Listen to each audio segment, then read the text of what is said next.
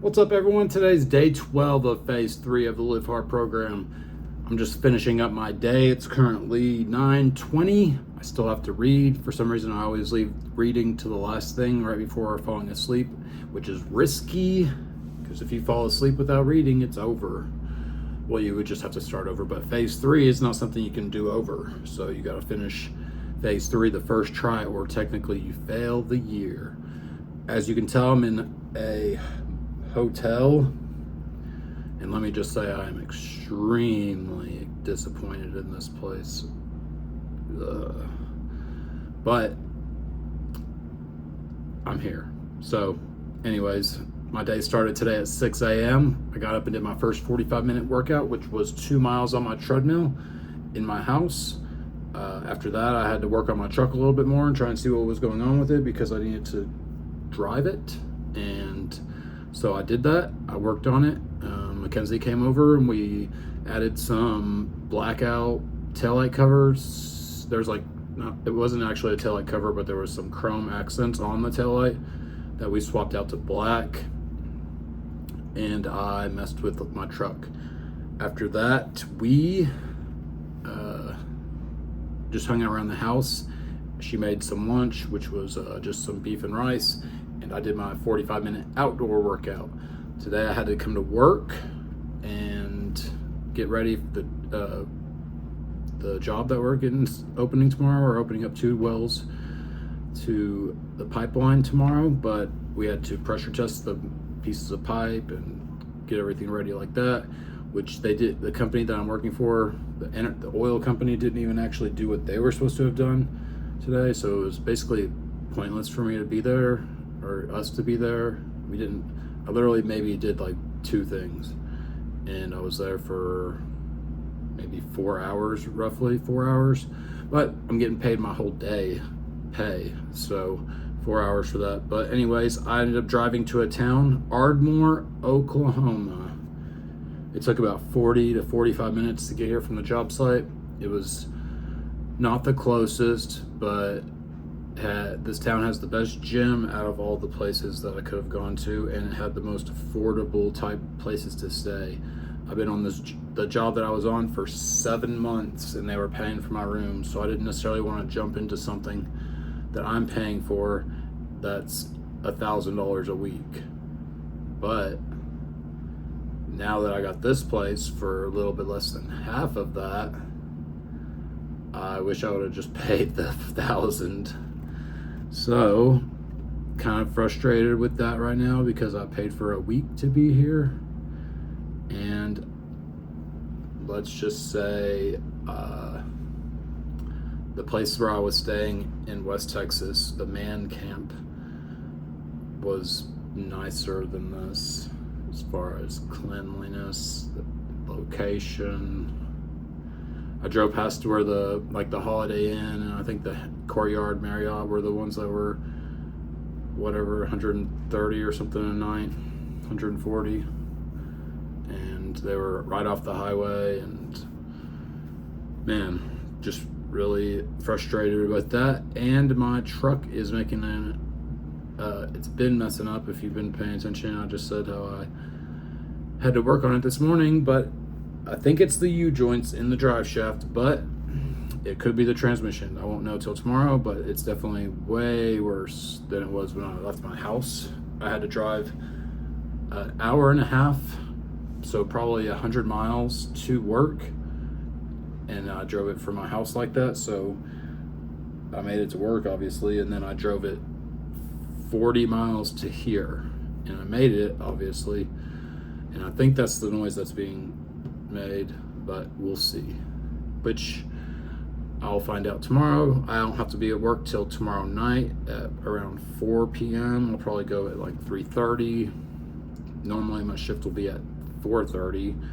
I'm 45 minutes away, so man, it's time to get tested because that's an hour and a half a day at least of driving and 12 hours at least of work, and it's overnight.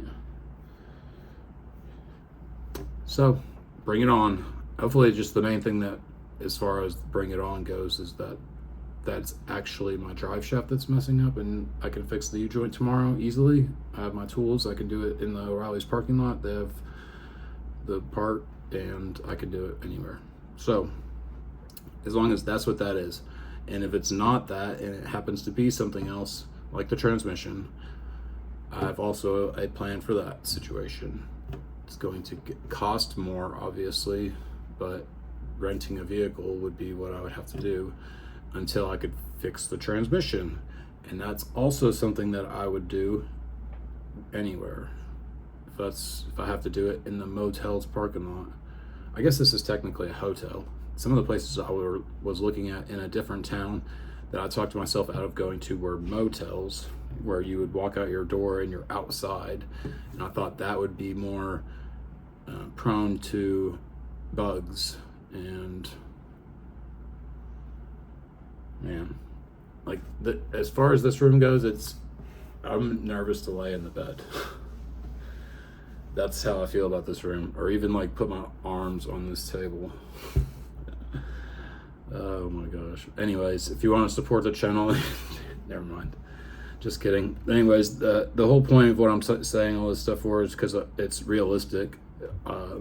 If you were here, you would feel the same way with everything I just said.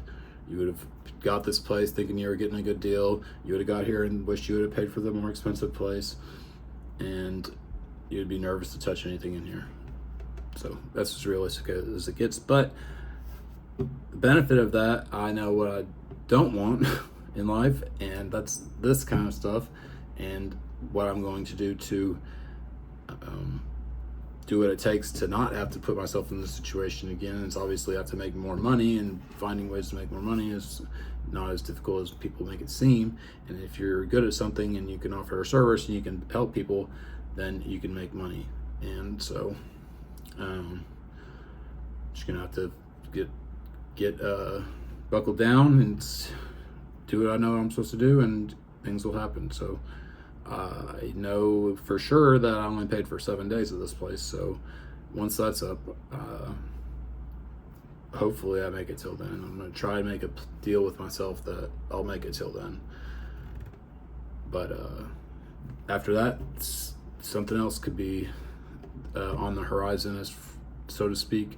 I'll be likely doing this for a month or so, but if my truck was running up good and driving good, I would drive home every probably 2 or 3 days, because it's only, like I said, 100 miles. I've made that drive plenty of times. It's not that bad. It's an hour and a half each way. I mean, that's only twice as much as I'm already having to drive. So if it's 45, if it's an hour and a half, whatever. Plus I'm working nights. Oh wait, that's worse. Getting off work and having to drive home is worse than getting up and driving to work as far as being tired, but I've done it a lot. That's just the worst part of the job itself, being in any kind of the construction or working out of town industry, oil field, whatever, windmills, whatever. Most people die driving to and from the job site, so I try to limit and minimize the driving. So anyways, we'll just deal with that when I get to it. Once I'm able to drive back and forth, I will. Once I'm able to once I use up the days here, it's not even a matter of whether I could have just paid for the other room. It was just I was trying to stack money up, since I'm going to be working steadily daily, and this was the first step of it. Not, just paying for a nicer room. I figured I didn't need for myself. Nobody's here with me. It's not like anything, so I could deal with it, but it's even below my standard. So just know that times are gonna come up in your life like this, and you're just gonna have to deal with them, and you can't get frustrated. Mad. You can get frustrated, but you don't need to get mad and stay mad and let it, affect your attitude and your day. Today I had to talk to a stranger. This guy's name was Rick Staggs. He just so happened to be a stranger, but I knew his brother who I worked with on opposite shifts on a job probably a year and a half ago, and he was worthless, so I didn't like him. And he asked if how did it come up? He said the guy's name was he said the guy's name, and that it was his brother. And I said, oh, that's your real brother? Like, because people always say brother. And he said, yeah, and they have the same last name. And he was like, well, you don't like him? And apparently a lot of people tell him that they don't like him. So I was like, no, I didn't get along with him. He was worthless. So he apologized for his brother.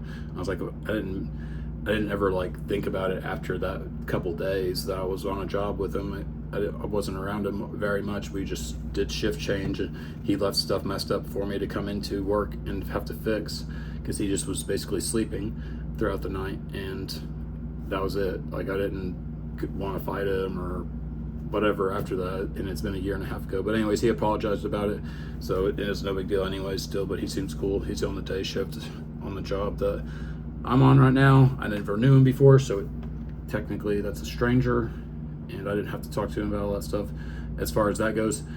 But I did tell him about, he did know about 75 Hard, and was able to tell him that I won the 75 Hard contest, and he's going to listen to the episode. He has stopped listening to Andy for a couple months, and he has gotten out of shape, so he wants to start getting back into it. Just by being there, talking to him and telling him about that, he said he was motivated to get back into it. Him and his wife is what he said. So that's just another person just stacking them up.